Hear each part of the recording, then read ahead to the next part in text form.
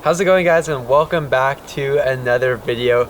It's crazy to think that I have now owned this Toyota Sequoia for over 2 years, and I feel like it's time to make a video kind of talking about my experience with owning this rig.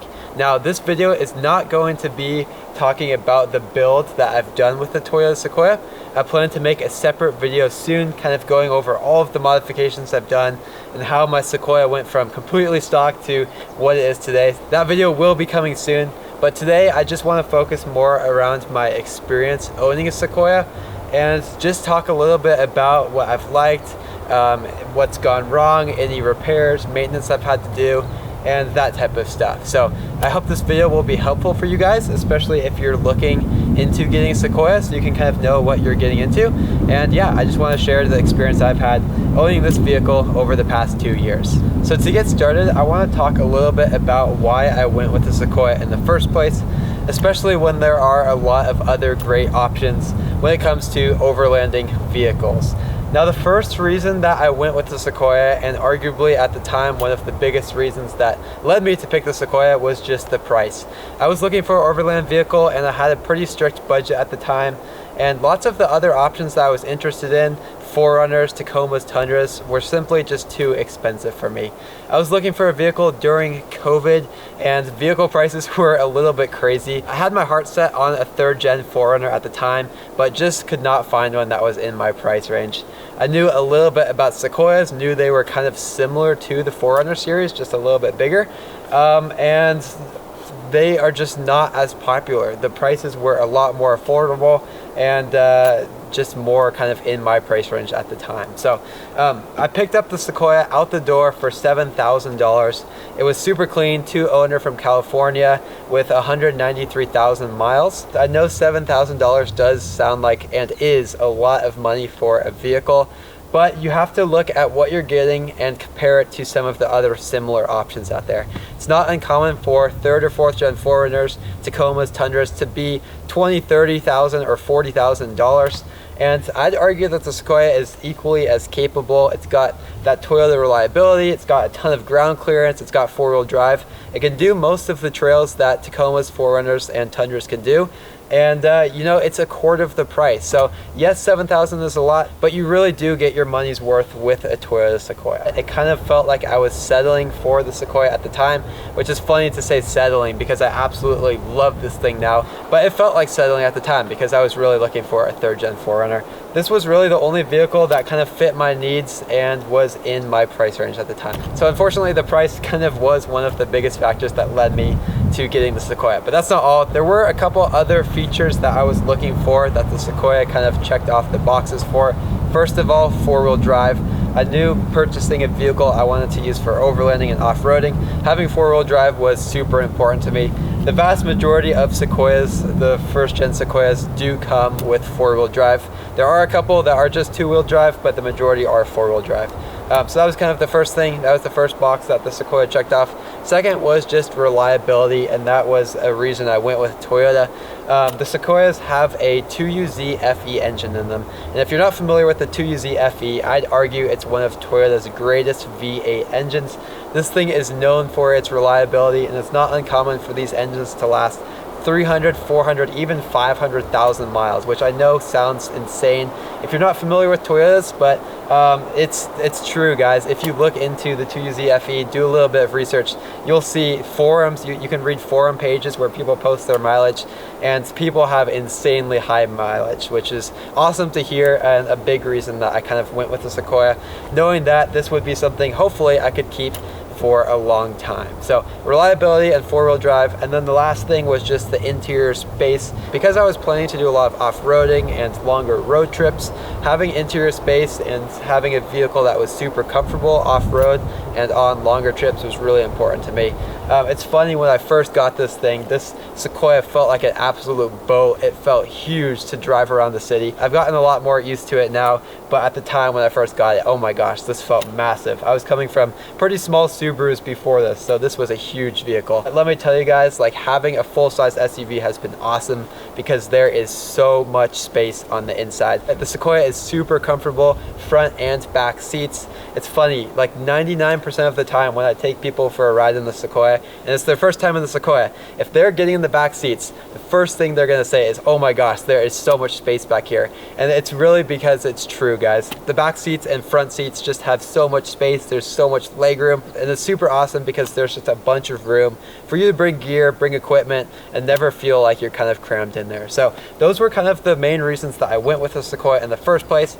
Just the price, this vehicle was in my budget, in my price range, 4-wheel drive, Toyota reliability, and then just the interior space and comfort. So that was a brief look into why I went with the Sequoia in the first place. I want to shift gears now and talk a little bit about my experience owning the Sequoia, starting off with some of the things that I've really enjoyed and really liked. One of the first things I noticed with the Sequoia driving it was just how smooth and how quiet it is. Like I said, I purchased the vehicle with 193,000 miles, which I know that sounds like a lot, and it is a lot of miles. But please guys, don't be scared away by the higher mileage. I swear Toyota miles are different than any other vehicle because this is arguably one of the smoothest vehicles I've ever driven, even with the mileage. It's super comfortable on the road, it's quiet, and yeah, it just rides amazing even with the mileage. Now, of course, it still is a big SUV. It handles like a big SUV, but I'm completely okay with that. I did not get this for its handling. I got it for its reliability and off-road capabilities, and that's exactly what it does. The Sequoia is definitely a very large SUV, and if you haven't driven bigger trucks or SUVs like this before, it might take a little bit of getting used to. Definitely did for me, but let me tell you guys, it's worth compromising for a little bigger vehicle for the interior space. I know I talked a little bit about this, but this is also just one of my favorite parts of the Sequoia is how much storage there is on the inside. It seems like everything is just scaled up in here. The glove box, the center console storage, the cup holders. I can fit a 32-ounce full-size hydro flask. Never been able to do that in any other vehicle. Just the interior space is awesome. The first time I ever stepped into the Sequoia at the dealership, just the size of the interior and all of the space was one of the very first things that I noticed, and one of the things that stood out, and just one of the things that I've grown to love about it. If you're a little bit scared about a bigger SUV, trust me, you will get used to it, and it's worth the compromise because having the interior space has just been awesome. I've built some Overland drawers in the back, and I have videos talking more about that on my YouTube channel, so if you're interested, feel free to go check those out. But there's just so much room back there. It's really easy to sleep in it, which is awesome for camping and off-roading. While the drawers do take up a lot of space, it doesn't feel like I'm compromising anything. I still have the second row seats, so you can still fit 5 people in this really easily. And yeah, the space in this thing is just awesome, guys. So I have a list here of just some of my favorite features, and I want to just kind of go over them really quick because they're just little things that kind of add to the enjoyment of owning the Sequoia. So starting off, heated seats. It's pretty impressive for a 22-year-old vehicle to have heated seats. To be honest, I didn't even know they made heated seats back then. Just in the front, but super awesome to have in the winter and on colder trips. Has automatic fold-in mirrors just with the push of a button. Super awesome to have, especially in tighter parking lots. You don't have to worry about people knocking a mirror off, especially because it is a bigger vehicle. As soon as you park, just push that button, mirrors fold in automatically. Super awesome. I actually love that feature a lot, and I've been using it a lot more recently. It has a roll down rear window. If you're familiar with the 4Runners, you'll know that one of the most popular features is the roll down rear window. Lots of people don't know that the Sequoias actually come with this as well. It's one thing that the Land Cruisers and GX470s don't have. They are a very similar platform to the Sequoia, but the Sequoia actually gets the rear roll down window just like the 4Runner. So I absolutely love that. The interior space, I know I talked about that, is awesome. It has automatic windows in the front. So what I mean by this is just when you push the button, you push it once and it rolls all the way down. You don't actually have to hold the window button down. Just again, one of those little things that you don't really even think about when you're purchasing a vehicle. But once you experience it, it's just super nice to have. The center storage between seats, this also goes kind of with the interior space, but just that center console is massive. You can fit so much stuff in there. It's super awesome when you're in the city. I can put my camera gear in there. I can take a couple cameras and lenses out of the bag. put it in there, it's tucked away, it's hidden, no one can see it. That's how big that interior kind of center console space is. And then last thing, this is a super random feature, but it comes in handy every now and then, is there are double sun visors on the Sequoia. So you can actually flip one sun visor down and then fold it out to kind of the left or right, and then another one flips down as well. So you can essentially have sun visors all around when you're driving, which, you know, I've never seen that in any other vehicles, but it comes in handy every now and then. So that's kind of just a quick overview of some of these little features that I like about the Sequoia, which make the driving experience more enjoyable. Now I kind of want to shift gears and talk a little bit about things that I don't like, and really there aren't that many here. First of all, I'd say just the speed of the Sequoia. Now this is partly my fault because my Sequoia is lifted and on 35-inch tires, which automatically makes it quite a bit slower. But this is not the fastest vehicle, guys. It's gonna be able to merge onto the highway, but I do wish it had just a little more power. Especially going up mountain passes. You can turn overdrive off, which does help a lot. And again, a big part of this is because of my Sequoia being lifted and on bigger tires. That has a big impact on how it drives. But overall, I do wish it just had a little bit more power to it. Other than that though, there really isn't much to complain about. This Sequoia has been awesome to me in the 2 years I've owned it, and I really don't have many bad things to say about it.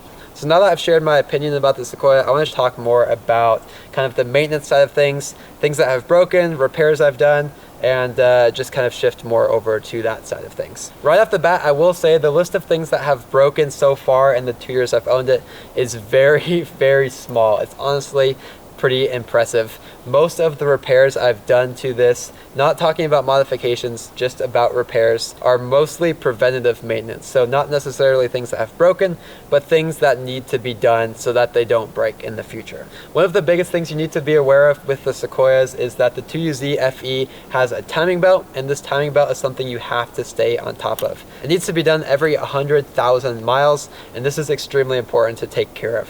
This was one of the first things I had done. I had it done about 194,000 miles, so right after I purchased the Sequoia. And again, this was a bigger expense, but it was just done out of preventative maintenance and something I won't have to do again until 300,000 miles. The other things I've done have just been oil changes, just every 5,000 miles. I did do spark plugs, just again out of preventative maintenance. They weren't necessarily needing to be done.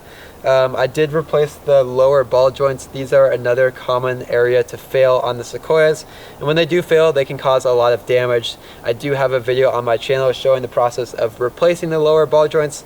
It was not very hard. It only took about 3 or 4 hours and cost like 300 bucks. Something to be aware of though, and something to check up on. So I did that. I did have to replace the battery. My battery did die on me, and that's not necessarily anything to do with the Sequoia really, but just something that did, I guess you could say, break, was just the battery. Other than that though, in the 2 years I've owned it so far, that's really all I've done when it comes to maintenance. And I know that doesn't sound like a lot in 2 years, especially with a vehicle that has over 200,000 miles now. But guys, it's a Toyota. This is what they're known for, and just the reason that I've learned to love Toyotas so much. The last thing I quickly want to talk about is just some of the biggest things to look for if you are buying a first-gen Toyota Sequoia.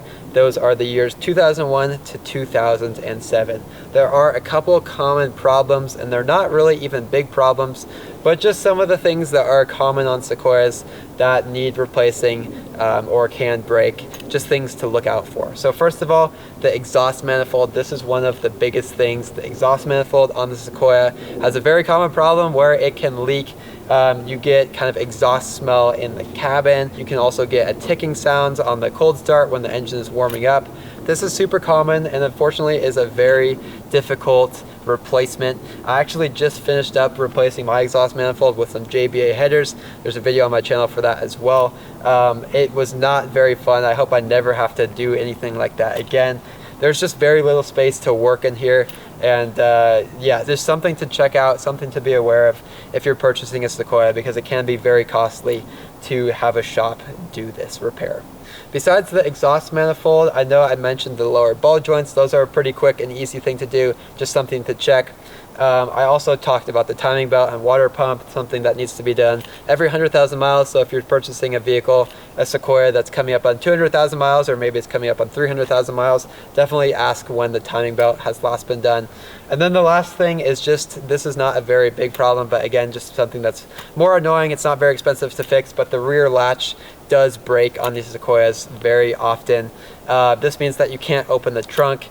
And if you have anything in the back, like I did, drawer system, you basically can't pull the drawers out until you fix that trunk system. So something that's super annoying. It's not very expensive to fix.